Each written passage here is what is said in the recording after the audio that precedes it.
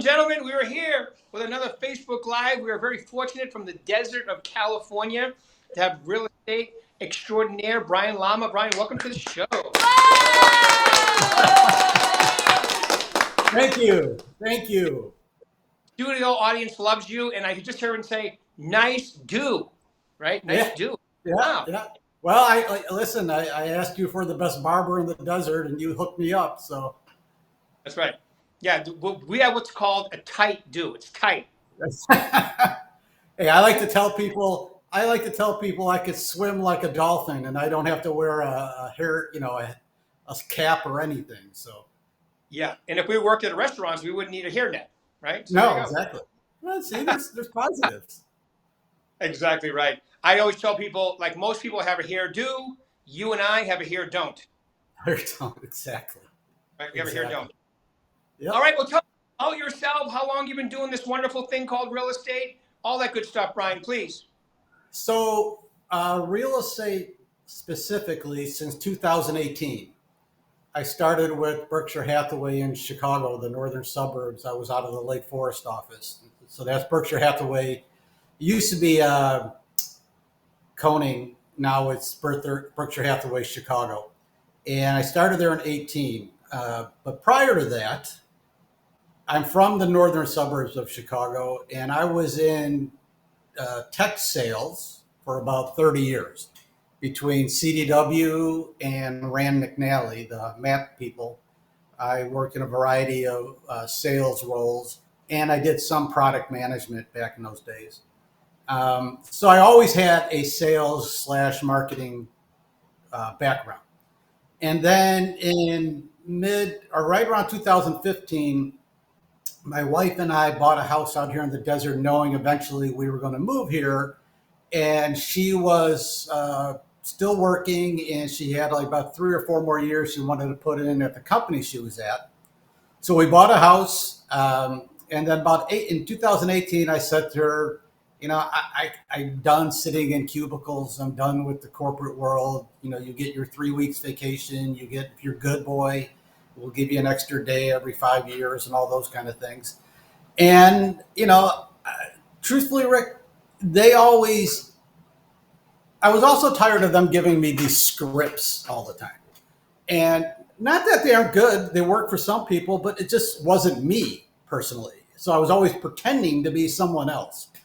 And I always had a hard time with it. And so in 18, I said to my wife, listen, I'm going to switch. She had a good job, so we were very fortunate that we had income coming in. I said, I'm going to switch to real estate. I really think I can leverage my sales background and do that. And then when you retire, as we all know, one of the nice things about real estate is you build your schedule, you build your time and things like that. Now, the reality is I find myself more busy now than I probably was in any other job that I had, but it's all a good thing, right? So at 18, I got my license in Chicago, started working with Berkshire Hathaway up in the Lake Forest office. Mark Pasquesi was our managing broker at the time. And the first 2 years, I really leveraged my relationships from the town I grew up in. And I did probably a couple rentals, but probably 20, 22 sales in the first 2 years. It's a very different market than what I'm used to here, because I was selling properties that were $140,000, $180,000. The best deal I think I had was a little over 500. We're out here, you have many more properties that are, high 6 figures and 7 figures. So that started in 18. I was there until 21. Then I moved out here full time a year before my wife retired. And our plan was for me to come out, get the experience in Chicago, come out here, start a year before she came out. Gives me a year to start building a network, because I had absolutely zero network in the Palm Springs area. So I came out a year before her, started working. And truthfully, I actually went to Better Homes because the guy who I sold me my house out here was at Berkshire. I said, hey, I'll come to Berkshire there. I'm at Berkshire now in Chicago. I'll transfer over there. He goes, well, I just left, went to Better Homes. So he goes, why don't you come join my team here? So I did that. And after 2 months, I'm like, this isn't Berkshire. This is nothing like the infrastructure I have in Chicago. And I met with Dwayne then out here at our Palm Springs office. And so after being here about 2 months, I switched back over to Berkshire, which was the right thing to do. Thank you. Yeah, I should have, again, I was kind of like, well, I have no network. This guy's invited me to be on his team. I'll do it. But truthfully, it wasn't the right place. So anyways, I came over here in September of 21, started working with Dwayne. As you know, then we were in the middle of COVID. So It was kind of hard to get stuff to do, kind of hard to do open houses and all those kind of things. So I said to my wife, I go, I'm not a person who can just sit on the couch and wait. You know this business. You can't wait for the phone to ring, right? I mean, it's not going to ring for you. So I said, I need to get out and do some things, even outside of real estate, to try to just build a network, right? So I took a job at a golf course on Mondays and Tuesdays, which in the real estate world is a little bit like our weekend, because we all work over the weekends for open houses and so forth. So I started doing that. And then that was in March of 22. I did that up to about a year and a half ago. So I did a little over a year. So started at Berkshire 21, got my first deal in February of 23.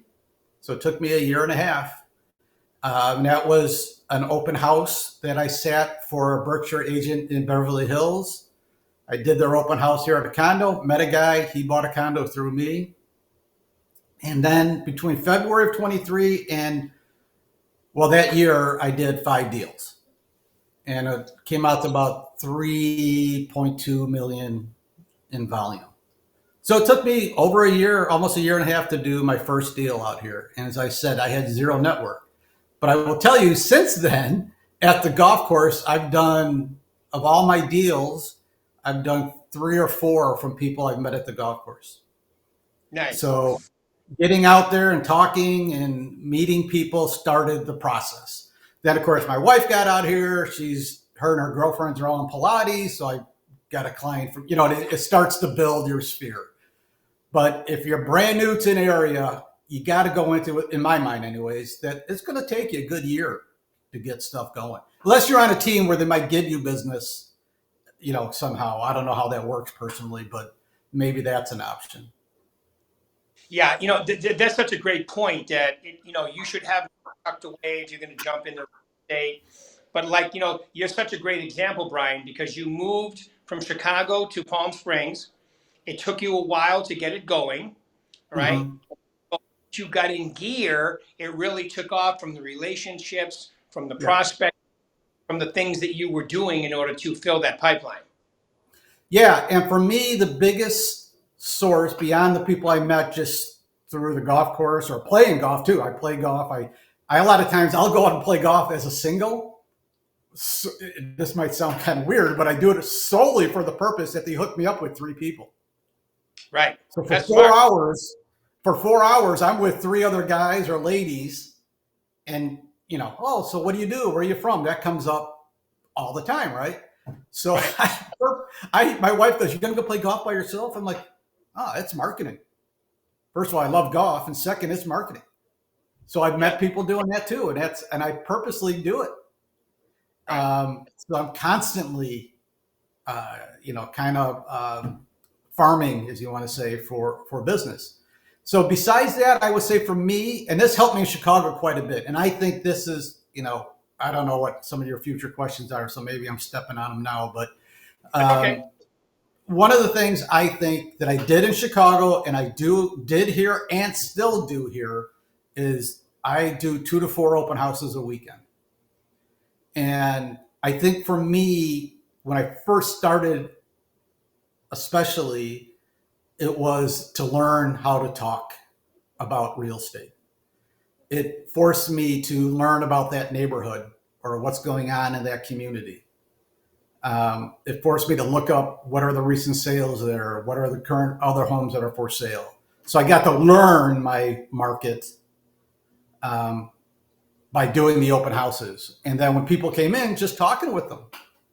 They asked me questions, and maybe if I didn't have the answer, I'd say, you know what, I don't know. I'll have to find out for you. And that opened up like, hey, I didn't know in the desert you need to do this. Hey, we got Indian land, tribal land out here. How does that work? So being in those environments, putting yourself in that environment allowed me to expand my knowledge and find business. So I would say, I said 3 or 4 from golf. I would say I've had 8 to 10 deals from open houses. Nice. Okay, And good. most of those are open houses for other agents, not my stuff. That's other agents. Agents listings that you sit in, and you collect people like, and I'm assuming you get everybody to sign in, or at least most of them to sign in, so you have names to follow up on and so forth. I do ask, I don't push if they say they don't want to. And I say, okay, that's fine. I go, if you have an agent, that's cool too. Write their name down, which is what I tell my clients. You're going to go look at open houses. They're going to want you to sign in. Feel free just to write in my name. So they can just do that. If the guy wants to call or the lady who wants to call, they can call me direct. Yeah, and if you make an impression, like, my idea of an open house is, I call it an excuse to prospect that turns into a free retail store to collect leads. And Right. you make an impression, make a connection. Because it wasn't uncommon for me, even if they walked in saying I'm working with somebody else, for them to call me a week later and go, you know what? We thought, we like what you had to say. You seem to know the area.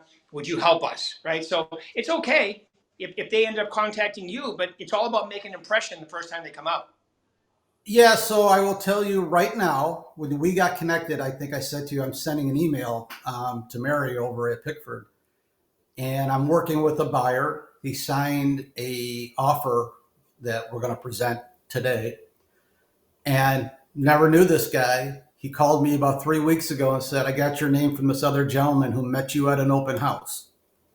And he gave me your name to call, and he said to me, this being the buyer, I think this guy's the one you want to work with because I think he can negotiate for you. And Hey. the buyer who I'm working with said they were out here a few months ago, met an agent, and they go, the agent didn't really do anything, didn't say much, didn't do, we went to look at a house, and I brought with me I printed out 4 other houses. And we're sitting in the kitchen at this house we're looking at. I go, here's 4 others in the area. Take a look, see if you want. I can call up, see if we can go take a look at them. And the wife looked at me and said, okay, right there, the other guy didn't do anything like that.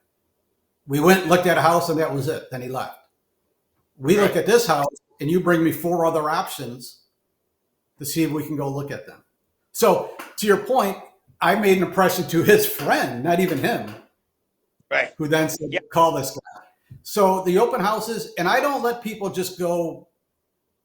My standard shtick, if you want to say that, is, hi, welcome, all that kind of stuff. Let me give you the lowdown of the house, and then you can go walk around. They're like, oh, okay, great. I go, so it's X amount of feet. They're asking this much for it. The AC was done 2 years ago, blah, blah, blah. This is fee land, not lease land. I give them an overview. I say the bedrooms are down there, the family room. Feel free to walk around. Let me know if you have any questions. Well, I don't wait for them to let me know. I go down the hallway when they're in the bedrooms. Go, oh, by the way, I forgot to mention the roof was done 2 years ago. And a lot of times they'll say, oh, hey, how about this? And I go, oh, well, this, you know what I mean? You just start conversations with people. But I'm not one who just sits there on my laptop like, yeah, there you go. Go ahead, walk around, do what you want. I engage with them. I engage with them the whole time. And then I just say to them, can you sign in for me? If you don't, I appreciate it if you do. I'd like to be able to tell the sellers exactly how many people came by and so forth. Yeah. Good. No, I love it. I love it. Yeah. When you act assumptively, when people are motivated to buy or sell and you act assumptively, like I know the market. All right. I can help you. Let's go. When they feel that, the motivated people like that. That's why they want to work with you. You're supposed to be normal, natural, and easy for them. And a lot of agents are just weird and awkward. I don't know why, but it's not good for your business. Right. And then the last thing I try to do, and this gets back to the signing up thing, is I try to do a value add. We out here in the valley, we get a monthly report on from the local real estate association. Each town, detached, attached, all the different homes, what they're selling for, what's it compared to last year. So I always say to people, by the way, if you're interested in the report of the neighborhood, even if you're not ready now, but a report of the valley, I'd be happy to send it to you on a monthly basis. And most people love that because you know how most people are. They like to read, what everybody else selling their houses for, what are the percentages, and they like to compare and contrast. So I always offer that. And then in doing that, they give me an email, of course, for me to send it to them, or a phone number so I can text it to them. So that's another way I can collect information. But I'm not just asking you for your information. I'm saying I'll give you something in return if you give me the contact information. And I send those out every month. I've sent them to guys I met 2 years ago. I still send it to them. And it's, I have a guy up in Canada I met over a year and a half ago, and I sent him a message. And every month I try to reach out to these people one way or the other at the report, or I'll send a text. I sent this guy a text actually. Say, hey, Greg, listen, man, I haven't heard from you. I don't want to keep hammering you, Greg. So let me know if you're still looking for a house. He called me on the phone. He goes, Brian, you are my guy. When I'm ready, you're it. I'm calling you. I'm like, cool. That's all I need to know. I'll send you the reports. You let me know when you're ready to go, and we'll go from that. So it's been working. That's a good point. Building that network, especially with the tools that we have, neighborhood report, news, market reports, all the Percy, all the different things we have. That's really easy once you set it up once. Then it auto drips forever. Right. And you need to do it because the reality is, and even these reports, which aren't this type of report isn't automatically sent. I personally sit at my laptop or my phone, however I'm sending it, and send it every month to these people. And the reality is, as you know, Rick, and it happens to everybody in this business, it could be your cousin. You see them at a party and they're like, oh, yeah, I just put my house up. I'm like, dude, why didn't you call me? Oh, I forgot that you were doing that. So every month I try to touch them at least one time. And I do also the drip campaigns through my whole neighborhood. There's like 3,000 or 4,000 a month that go. Started at 6, but I've had about 2,000 unsubscribe, which is fine. I don't care. But I send that out every month. And it's the only way to, I sent an email to, here, quick story for you. Is that okay? Yeah. So I did an open house. This was when I first got out here, had not had a deal. And usually when I do an open house for another agent, what I would do is print off the MLS flyer and I would walk around the neighborhood, knock on a door. Say, hey man, I'm having an open house at 12 o'clock. Come on by if you want to see what your neighbor's house looks like and what, because a lot of people want to see, right? What's that guy's house looks like? Or, oh, he's asking 800 for that. Let's go down there and see how ours compares. And 99% of the people don't show up, right? I mean, it's just the way it is. But one guy, I knocked on his door, and as a joke, I said, and listen, I'm totally open. If you want to bring a bottle of wine, come on down, and we'll hang out for a while. Half hour later, this guy knocks on the door with a bottle of wine. He's like, hey, man, I brought you a bottle of wine. I'm like, really? I obviously was very appreciative. He and I started a relationship. 3 weeks ago, I sent him an email. Hey, Jeff, haven't heard from you in a while. Hope everything's going well. Still doing real estate, although it's slowing down, blah, blah, blah. 2 days ago, I get an email from him. Said, I was just in Australia, and I met this guy from Florida. He wants to move to Palm Springs, of all places. So I'm giving him your name. And I exchanged contacts with this guy yesterday. So again, it was just, if I hadn't sent Jeff that email. Yeah, who knows, right? Good for you. Well, what brings me to my favorite part of the interview, Brian, is, okay, so I'm an agent. I want, and look, you're a perfect example because you just moved. I mean, I know you've been there for 3 years now, but really that's just moving. If I'm an agent that wants to get my real estate business in gear, what are the 3 most important things you tell them to focus on? I do think a couple things. One is if you can find someone in the office to build a good relationship with, an experienced agent who can kind of mentor you through the process. Most agents I meet are always very helpful in saying, oh, this is how you do the paperwork, or this is, I had a HUD home, never done one of those before, right? Another agent said, all right, call this number. They're going to do this for you and blah, blah, blah, blah, blah. And she helped me walk through it was Janice in our office. She helped me walk through the whole thing. So I think if you can find someone like that, you always have your managing broker. Dwayne's a great guy and he helps, but he's also getting pulled by 50 other agents. So if you can find another agent, I think that's a great thing. Two, my key, and this was even pre-real estate, my motto has always been, don't let my prospect or client sit at home wondering what's going on. I know a lot of people say, oh, I do a weekly call to my listing client, to let them, how many showings we had. I try to do a lot more than just once a week. Even if there's nothing to report. Even if I look through that report and I said, hey, man, I just was looking at the report. I noticed that our days on market's gone up 15%. Now, just to give you a heads up on what's going out here. And when you're in a deal, there's nothing worse, and I've been on this side of it, when you're on the buy or sell side, and you're sitting there going, well, what do you think's going on with the inspection? Or what do you think's going on with this? Or when are they going to do this? It's like I try to keep them going every day. Hey, just want to give you a heads up. I got the inspection scheduled for Thursday at 9:00. We should have the report by the next, things like that. So I just try to keep them in a loop constantly. Because to me, there's nothing worse than sitting at home wondering, well, do you think they're going to accept the offer? I don't know, honey. What do you think? Have you heard from Brian at all? No, I haven't heard from him. That's the worst to me.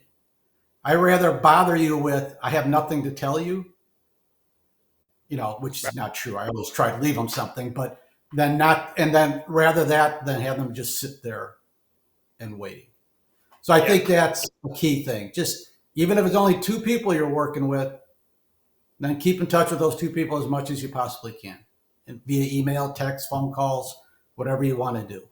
Just touch them as much as you possibly can. And then the last thing for new people, I really believe, as I touched on earlier, is the open houses. I really believe, and really, as you mentioned, use it as a tool for you to get business, not just for you to sit on Amazon at the kitchen table while people are walking around. I think you really need to engage with them. Share with them information that you have on the neighborhood. Like you probably know out here, there's limited short-term rentals. I'll go down the hallway and say, oh, by the way, just so you guys know, in case you look for it, I don't know, is this going to be permanent for you or is this a rental? Oh, we're not sure yet. Okay. Well, there's no short-term rentals allowed anymore in this neighborhood. Oh, really? Yeah. So here's 4 neighborhoods. If you want me to help you look for places where you can do that. So again, open houses are great for that because it forces you to learn and talk and learn about homes and how they work and stuff. So those are my 3. Yeah. I think it's important, whether you're at an open house, talking to somebody on the phone, doing some lead follow-up, that you're the most knowledgeable person in the room about real estate. I mean, you are the professional. That's why they're going to hire you. So it's important. And even sitting at an open house is applying for a job, and you need to understand that and be acting like that. Well, here's something again, like I told you earlier, I go golfing and I go as a single, so I meet people.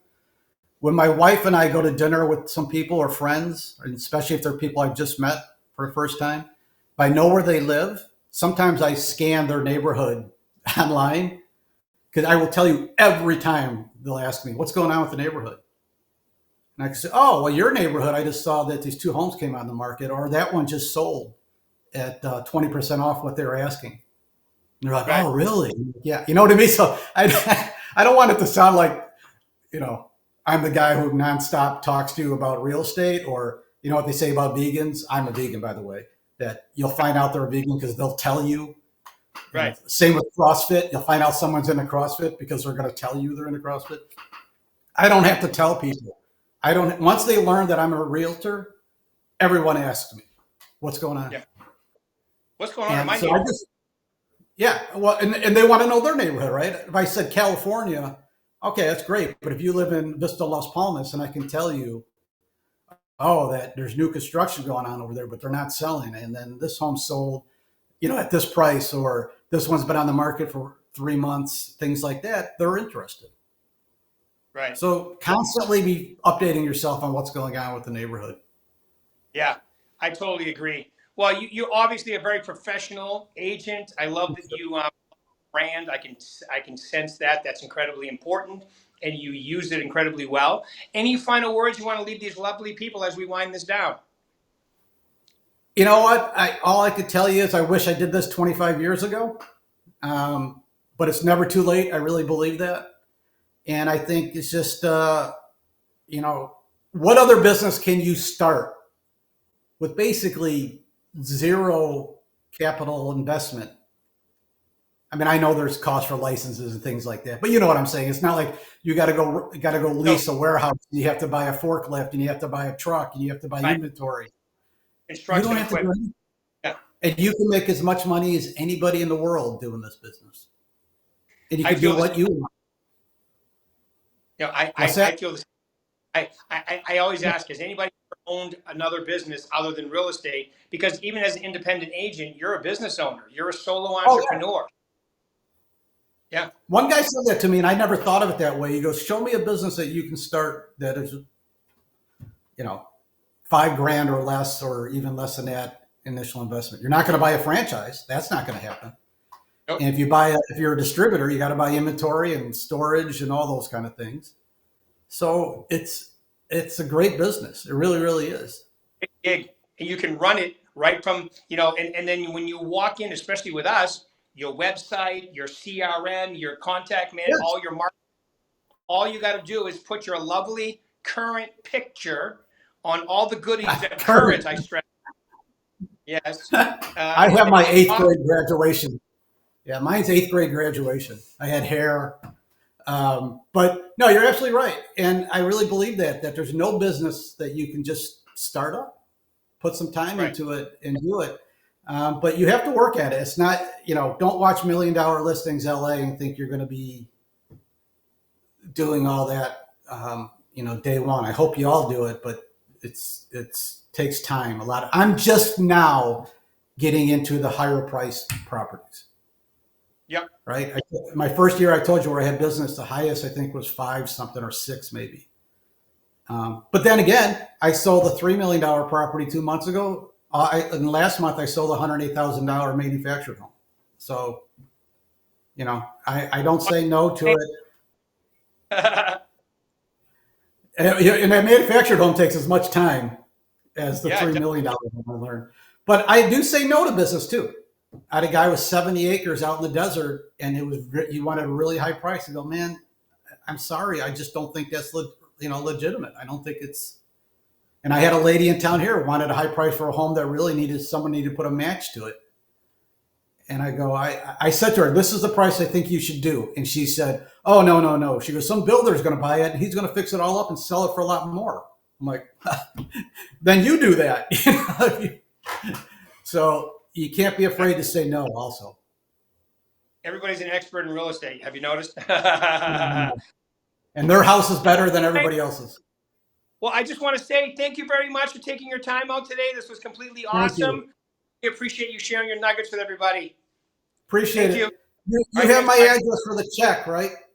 Yes, exactly. Yeah, okay. I'll be looking for that, or my agent will be calling you. That's right. That's right. Have your agent reach out to my agent. We'll have your people call mine. We'll do lunch. All right. Thanks, Rick. Take care. All right. Let's play some golf. Let's do it. What you do? Yeah, definitely. Next time you're out. All right. I'll let you know. Take care. All right. All right. Thanks, Paul.